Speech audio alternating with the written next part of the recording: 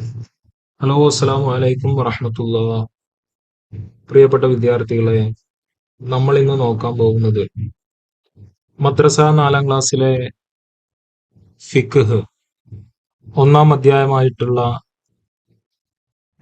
നിസ്കാരം എന്ന പാഠഭാഗമാണ്. എല്ലാവർക്കും ഈ ഒരു ക്ലാസ്സിലേക്ക് സ്വാഗതം. എല്ലാവരും ഈ പാഠഭാഗം നന്നായി മദ്രസയിൽ നിന്ന് തന്നെ പഠിച്ചിട്ടുണ്ടാവും. എങ്കിലും ഒരു ആവർത്തി കൂടി നമുക്ക് നോക്കാം. നിസ്കാരത്തെ കുറിച്ച് പറയുമ്പോൾ അതിനെ പ്രത്യേകം പരിചയപ്പെടുത്തി തരേണ്ട ആവശ്യമില്ല. ഈ പാഠഭാഗത്തിൽ പറഞ്ഞ ഉള്ളടക്കത്തിലേക്ക് നമുക്ക് പ്രവേശിക്കാം. നിസ്കാരം എന്നത് അതിമഹത്തായ ഇബാദത്താണ്. നിസ്കാരം എന്നത് അതിമഹത്തായ ഇബാദത്താണ്. നമ്മൾ ഈ പാഠത്തിന് ഒരു ചോദ്യം വരുന്ന സമയത്ത് എന്താണ് നിസ്കാരം എന്നുള്ളൊരു ചോദ്യം നമുക്ക് വരുന്ന സമയത്ത് പ്രധാനമായും നമുക്ക് വളരെ വ്യക്തമായും കൃത്യമായും ഉത്തരം എഴുതാൻ പറ്റുന്ന ഒരു സെന്റൻസ് കൂടെയാണ് നിസ്കാരം എന്നത് അതിമഹത്തായ ഇബാദത്താണ്. ഇനി ഉമർ റളിയല്ലാഹു അൻഹു നിസ്കാരത്തെക്കുറിച്ച് നിസ്കാരവുമായി ബന്ധപ്പെട്ട് പറഞ്ഞ പ്രധാനപ്പെട്ട ഒരു സെന്റൻസ് ആണ് നമ്മൾ പഠിക്കാൻ പോകുന്നത്. ലാ ഹല്ല ഫിൽ ഇസ്ലാമി ലിമൻ തറക സ്വലാ. നിസ്കാരം ഉപേക്ഷിച്ചവന് ഇസ്ലാമിൽ യാതൊരു അവകാശവുമില്ല. ലാ ഹല്ല ഫിൽ ഇസ്ലാമി, ഇസ്ലാമിൽ യാതൊരു അവകാശവുമില്ല. ലിമൻ, ഒരുത്തന്. ആരാണത്? തറക സ്വലാത്ത, അവൻ നിസ്കാരത്തെ ഒഴിവാക്കിയിരിക്കുന്നു. അപ്പൊ ചുരുക്കി പറഞ്ഞാൽ നിസ്കാരം ഉപേക്ഷിച്ചവന് ഇസ്ലാമിൽ യാതൊരു അവകാശവുമില്ല. അപ്പൊ നിസ്കാരത്തെ സംബന്ധിച്ച് അല്ലെങ്കിൽ നിസ്കാരം ഉപേക്ഷിക്കുന്നവനെ സംബന്ധിച്ച് ഉമർ റളിയല്ലാഹു അൻഹു പറഞ്ഞത് എന്താണ് എന്നുള്ളൊരു ചോദ്യം വന്നാൽ ഒന്നും മടിക്കേണ്ടതില്ല. ലാ ഹല്ല ഫിൽ ഇസ്ലാമി ലിമൻ തറക സ്വലാത്ത, നിസ്കാരം ഉപേക്ഷിച്ചവന് ഇസ്ലാമിൽ യാതൊരു അവകാശവുമില്ല എന്ന് ആര് പറഞ്ഞിട്ടുണ്ട്? ഉമർ റളിയല്ലാഹു അൻഹു പറഞ്ഞിട്ടുണ്ട്. നബുവത്തിന്റെ 11-ാം വർഷം റജബ് മാസം 27-ാം രാവിലാണ് 5 വഖത്ത് നിസ്കാരം നിർബന്ധമാക്കപ്പെട്ടത്. നബുവത്തിന്റെ 11-ാം വർഷം. അപ്പൊ നബി സല്ലല്ലാഹു അലൈഹി വസല്ലമക്ക് നബുവത്ത് ലഭിക്കുന്നത് 40 വയസ്സിലാണ്. അപ്പൊ നബുവത്തിന്റെ 11-ാം വർഷം എന്ന് പറഞ്ഞാൽ നബി സല്ലല്ലാഹു അലൈഹി വസല്ലമയുടെ പ്രായം എത്രയായിരിക്കും? 40 + 11, 51 വയസ്സായിരിക്കും. അപ്പൊ നബി സല്ലല്ലാഹു അലൈഹി വസല്ലമക്ക് 51 വയസ്സുള്ളപ്പോ, അതായത് നബുവത്തിന്റെ 11-ാം വർഷം റജബ് മാസം 27-ാം രാവിലാണ് 5 വഖത്ത് നിസ്കാരം നിർബന്ധമാക്കപ്പെട്ടത്. അപ്പൊ ഇത്രയാണ് ഈ ഒരു പാഠഭാഗവുമായി ബന്ധപ്പെട്ട് പറഞ്ഞിട്ടുള്ള ആദ്യ സെന്റൻസ്. ഇനി പറയാൻ പോകുന്നത് നിസ്കാരം നിർബന്ധമാകുവാൻ 4 ഷർത്തുകളുണ്ട്. ഈ 4 ഷർത്തുകൾ ഇല്ലാത്ത സാഹചര്യത്തിൽ എന്തില്ല? നിസ്കാരം നിർബന്ധമില്ല. ഈ 4 ഷർത്തുകൾ എന്ത് ചെയ്യണം? അത് ഒത്താൽ മാത്രമാണ് എന്ത്? നിസ്കാരം നിർബന്ധമായിട്ടുള്ളത്. അതിലൊന്നാണ് മുസ്ലിം ആവുക. മുസ്ലിം അല്ലാത്ത ഒരാൾക്ക് നിസ്കാരം നിർബന്ധമില്ലല്ലോ. രണ്ടാമത്തത് പ്രായപൂർത്തിയാവുക. പ്രായപൂർത്തിയാവാത്ത ആൾക്ക് എന്തില്ല? നിസ്കാരം നിർബന്ധമില്ല. 3, ബുദ്ധി ഉണ്ടാവുക. ബുദ്ധി ഇല്ലാത്ത ഒരാൾക്ക് എന്തില്ല? നിസ്കാരം നിർബന്ധമില്ല. 2 തരത്തില് ബുദ്ധി ഇല്ലാത്ത അവസ്ഥകൾ ഉണ്ടാവാം. അതിലൊന്നാണ് എന്ത്? ലഹരി ഉപയോഗിച്ച് ബുദ്ധി നഷ്ടപ്പെടുത്തിയവർക്ക് നിസ്കാരം നിർബന്ധമാണ്. അപ്പൊ ലഹരി ഉപയോഗിച്ച് ബുദ്ധി നഷ്ടപ്പെടുത്തിയ ആളുകൾക്ക് എന്തുണ്ട്? നിസ്കാരം നിർബന്ധമാണ്. സ്വമേധയാ ജനിച്ചപ്പോഴോ അല്ലെങ്കിൽ മറ്റ് സമയങ്ങളിലോ സാധാരണ ബുദ്ധി നഷ്ടപ്പെടുന്ന ഒരവസ്ഥ വന്ന ഒരാൾക്ക് എന്തില്ല? നിസ്കാരം നിർബന്ധമില്ല. 4-മത് പറയുന്നു ഹൈള്, നിഫാസ് എന്നിവയിൽ നിന്ന് ശുദ്ധി ഉണ്ടാവുക. അപ്പൊ ഹൈളിൽ നിന്നും നിഫാസിൽ നിന്നും ശുദ്ധി ഇല്ലാത്തവർക്ക് എന്തില്ല? നിസ്കാരം നിർബന്ധമില്ല. അപ്പൊ ഇവിടെ മനസ്സിലാക്കേണ്ട ഒരു കാര്യമുണ്ട്. എന്താണ് ഹൈള്, എന്താണ് നിഫാസ്? ഹൈള് എന്ന് പറഞ്ഞാൽ പ്രായപൂർത്തിയായ ഒരു സ്ത്രീയുടെ ഗർഭപാത്രത്തിൽ നിന്ന് വരുന്ന രക്തത്തിനാണെന്ന് പറയാം ഹൈള് എന്ന് പറയാം. നിഫാസ് എന്ന് പറഞ്ഞാലോ പ്രസവിച്ച ഉടനെ സ്ത്രീയുടെ പ്രസവാനന്തരം സ്ത്രീയുടെ ഗർഭാശയത്തിൽ നിന്ന് വരുന്ന രക്തത്തിനാണെന്ന് പറയാം നിഫാസ് എന്ന് പറയാം. അപ്പൊ ഹൈള് നിഫാസ് തമ്മിൽ ഉള്ള വ്യത്യാസം എന്ത് ചെയ്യരുത്? മറക്കരുത്. ഹൈള് എന്ന് പറഞ്ഞാൽ പ്രായപൂർത്തിയായ സ്ത്രീയുടെ ഗർഭപാത്രത്തിൽ നിന്ന് വരുന്ന രക്തത്തിന് ഹൈള് എന്നും, പ്രസവിച്ച ഉടനെ സ്ത്രീയുടെ അല്ലെങ്കിൽ പ്രസവിച്ച അത് മുതൽ തുടർന്നുള്ള ദിവസങ്ങളിൽ സ്ത്രീയുടെ ഗർഭാശയത്തിൽ നിന്ന് വരുന്ന രക്തത്തിന് എന്ത് പറയും? നിഫാസ് എന്നും പറയും. അപ്പൊ ഹൈള് നിഫാസ് എന്നിവയിൽ നിന്ന് ശുദ്ധി ഉണ്ടാവുക. അപ്പോ ഹൈദ് നിഫാസ് ഉള്ള സ്ത്രീകൾക്ക് എന്തില്ല, നിസ്കാരം നിർബന്ധമല്ല. അപ്പൊ നമ്മൾ പറഞ്ഞു നിസ്കാരം നിർബന്ധമാകാൻ എത്ര ഷർത്തുകളുണ്ട്? 4 ഷർത്തുകളുണ്ട്. ഏതൊക്കെയാണ് അത്? മുസ്ലിം ആവുക, പ്രായപൂർത്തിയാവുക, ബുദ്ധി ഉണ്ടാവുക, ഹൈദ് നിഫാസ് എന്നിവയിൽ നിന്ന് ശുദ്ധി ഉണ്ടാവുക. ഇനി പറയാൻ പോകുന്ന ഒരു ഭാഗം പ്രായപൂർത്തിയുടെ അടയാളങ്ങളെ കുറിച്ചാണ്. 3 അടയാളങ്ങളാണ് പ്രായപൂർത്തിയാവുന്നതുമായി ബന്ധപ്പെട്ട് ഇവിടെ കൊടുത്തിട്ടുള്ളത്. അതിലൊന്ന് 15 വയസ്സ് പൂർത്തിയാവുക, മനിയ് പുറപ്പെടുക, ഹൈള് ഉണ്ടാവുക. ഒന്നല്ലെങ്കിൽ 15 വയസ്സ് പൂർത്തിയാവുക, അല്ലെങ്കിൽ ആണുങ്ങളാണെങ്കിൽ മനിയ് പുറപ്പെടുക, സ്ത്രീകളാണെങ്കിൽ ഹൈൾ ഉണ്ടാവുക. ഈ 3 അടയാളങ്ങളാണ് പ്രായപൂർത്തിയുടെ അടയാളങ്ങളായി നമ്മൾ മനസ്സിലാക്കി വെക്കേണ്ടത്.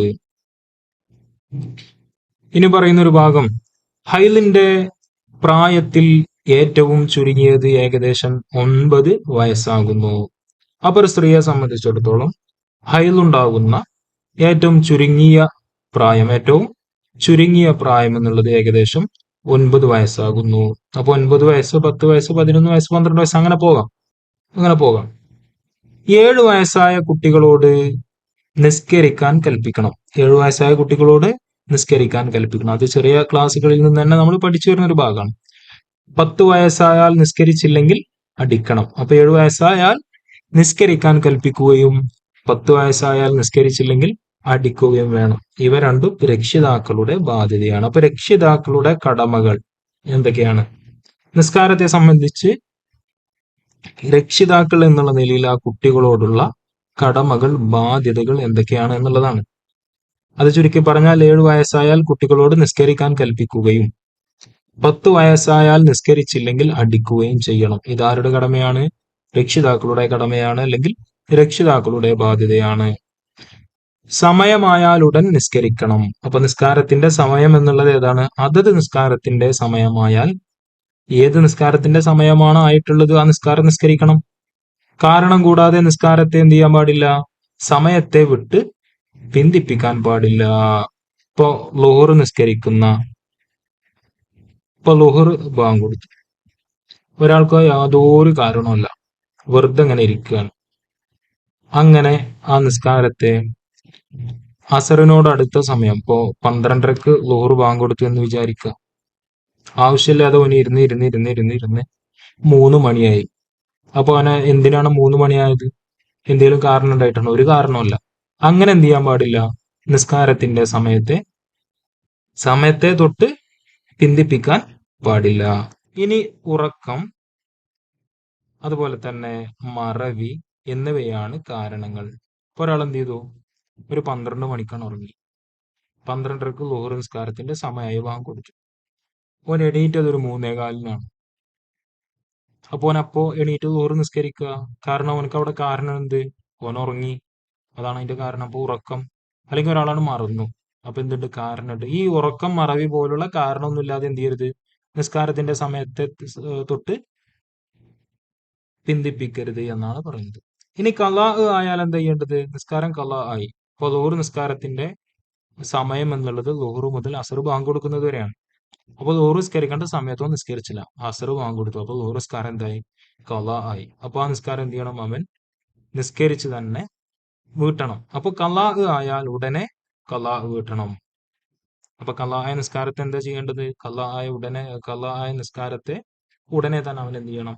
ഖളാ വീട്ടണം. എന്നാൽ ഹൈലോ നിഫാസോ ഉള്ള അവസരം നിസ്കരിക്കൽ ഹറാമാണ്. വളരെ പ്രധാനപ്പെട്ടൊരു ഭാഗമാണിത്. നിസ്കരിക്കൽ ഹറാമായ സമയം, സാഹചര്യം ഏത്? ഹൈലോ നിഫാസോ ഉള്ള അവസരത്തിൽ, അല്ലെങ്കിൽ ഹൈലോ നിഫാസോ ഉള്ള സമയത്ത് നിസ്കരിക്കൽ എന്താണ്? ഹറാമാണ്. ആ സമയത്തെ നിസ്കാരം ഖളാ വീട്ടലും പാടില്ലാത്തതാണ്. നിസ്കരിക്കൽ മാത്രമല്ല ഹറാമ്, ആ ഹൈലോ നിഫാസോ ഉള്ള സമയത്ത് ഉള്ള നിസ്കാരത്തെ ഖളാ വീട്ടലും എന്താണ്? അത് പാടില്ലാത്തതാണ്. ആ സമയത്ത് നിസ്കാരം പോലെ എന്ത് ചെയ്യേണ്ടത് ആവശ്യമില്ല, ഒരു നിസ്കരിക്കേണ്ട ആവശ്യമില്ല. അപ്പൊ ഇത്രയൊക്കെയാണ് ഫിഖിഹിലെ 1-ാം പാഠം നിസ്കാരം എന്ന പാഠത്തെ സംബന്ധിച്ച് നമുക്ക് പ്രധാനമായിട്ടും മനസ്സിലാക്കാനുള്ളത്. ഈ പാഠഭാഗങ്ങളൊക്കെ ഒരാവർത്തി കൂടി എന്ത് ചെയ്യുക, പ്രിയപ്പെട്ട കൂട്ടുകാര് വായിച്ച് മനസ്സിലാക്കി കൃത്യമായി പഠിച്ചു വെക്കുക. ഇനി ചോദ്യോത്തരം, അതായത് തദ്രീബാത്ത് ഒന്ന് നോക്കാം. എങ്ങനെയാണ് നമുക്കൊരു തദ്രീബാത്ത് നോക്കിയിട്ട് അതിന്റെ ഉത്തരങ്ങൾ കണ്ടെത്താം എന്നുള്ളത് കൂടെ നമുക്ക് ഈ ഒരു ഭാഗത്ത് പഠിക്കാം. നിസ്കാരം നിർബന്ധമാക്കപ്പെട്ട വർഷം ഏത്? നമ്മൾ പഠിച്ചിട്ടുണ്ടല്ലോ.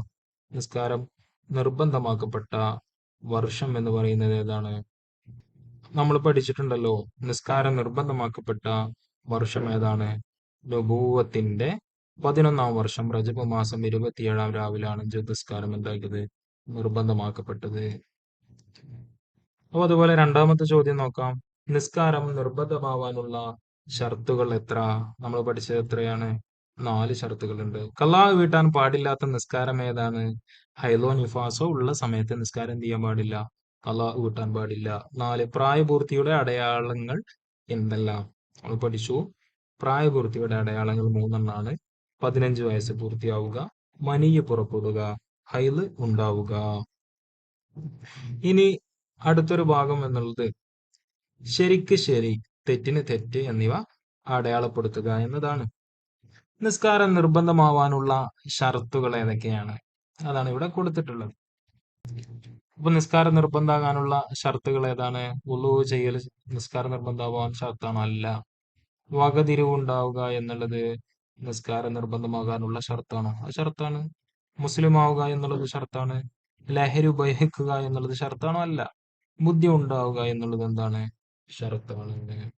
അപ്പോ നിസ്കാരം നിർബന്ധമാവാനുള്ള ഷർത്തുകളിൽപ്പെട്ട പ്രധാനപ്പെട്ട ഷർത്തുകൾ ഇവിടെ കൊടുത്തിട്ടുണ്ട്. ഇവിടെ വകതിരിവുണ്ടാവുക എന്നുള്ളതും അതുപോലെ തന്നെ ബുദ്ധി ഉണ്ടാവുക എന്നുള്ളതും ഒരേ അർത്ഥത്തിൽ തന്നെയാണ്. അപ്പൊ അത് ശരി വേണമെങ്കിൽ ശരി ഇട്ടാലും അതിൽ പ്രത്യേകിച്ച് കുഴപ്പമൊന്നുമില്ല. പാഠഭാഗത്തിൽ അത് കൊടുത്തിട്ടില്ല എന്നതുകൊണ്ട് അത് നമ്മൾ ഒഴിവാക്കേണ്ട ആവശ്യമില്ല എന്നാണ് അതുമായി ബന്ധപ്പെട്ട് പറയാനുള്ളത്. അപ്പൊ ഇത്രയൊക്കെയാണ് നമ്മൾ ഫിഖിലെ നിസ്കാരം എന്ന 1-ാം അധ്യായത്തെ സംബന്ധിച്ച് പറയാനുള്ളത്. ഇനി അടുത്തൊരു പാഠഭാഗവുമായി നമുക്ക് കാണാം. ഇൻഷാ അല്ലാഹ്. അസ്സലാമു അലൈക്കും വറഹ്മത്തുള്ളാഹി വബറകാതുഹു.